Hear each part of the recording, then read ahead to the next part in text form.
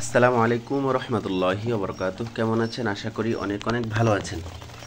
প্রতিবারের মতো আজকে অনেক দিন পরে আমি একটি ভিডিও নিয়ে আসলাম, যেটার ভিতরে অনেক আপডেট আছে আজকে।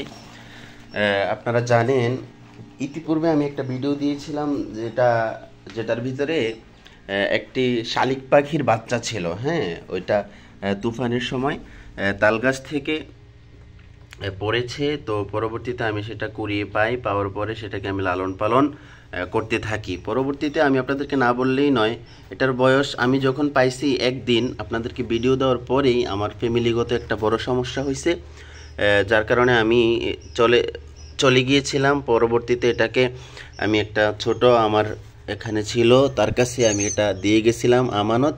তো সে এটাকে সুন্দরভাবে খাওয়াইতে পারছে আলহামদুলিল্লাহ।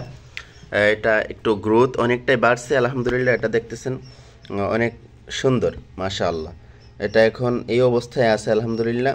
এটা আর কিছুদিন পরে আমি মানে যতটুকু চিন্তা করতেছি আলহামদুলিল্লাহ, কিছুদিন পরে এটা আরও সুন্দরভাবে এটার পশমগুলো উঠে যাবে এবং এটা অনেক দেখতে সুন্দর লাগবে ইনশাআল্লাহ। তো আমি এটা রেখে দিচ্ছি। পরবর্তীতে যে আপডেটটা আপনাদেরকে দিব, আমি দেখাইছিলাম যে গত ভিডিওতে যে আমার এই বছর বা এই সিজনে যে কারেন্টের বহুত ডিস্টার্ব, যার কারণে ডিমগুলো ফুটবে কি না সেটা নিয়ে সন্দিহান ছিলাম। তো আলহামদুলিল্লাহ, তাও আমি যেই জায়গায় 14 দিন ডিম ঘুরাই দেওয়া লাগে ওই জায়গায় আমি ডিম ঘুরাইছি মাত্র আপনার মনে করেন কতদিন, 12 দিন। 12 দিন ডিম ঘুরাইছিলাম। তারপরে আমি সন্দিহান ছিলাম যে আমার ডিমগুলো ফুটবে কি না। পরে আমি ইমার্জেন্সি কাজে বাড়ি চলে যাই। তো এখানে বাড়ি চলে যাওয়ার পরে আমি 5 দিন বাড়ি থেকে আসতে পারি নাই। আমি গত রাত্রে বাড়ি থেকে এসে দেখি আমার মেশিন খুলে দেখি আলহামদুলিল্লাহ আলহামদুলিল্লাহ আমার ম্যাক্সিমাম কোয়েলের বাচ্চাগুলো ফুটে বের হয়েছে, এখনও বের হইতেছে।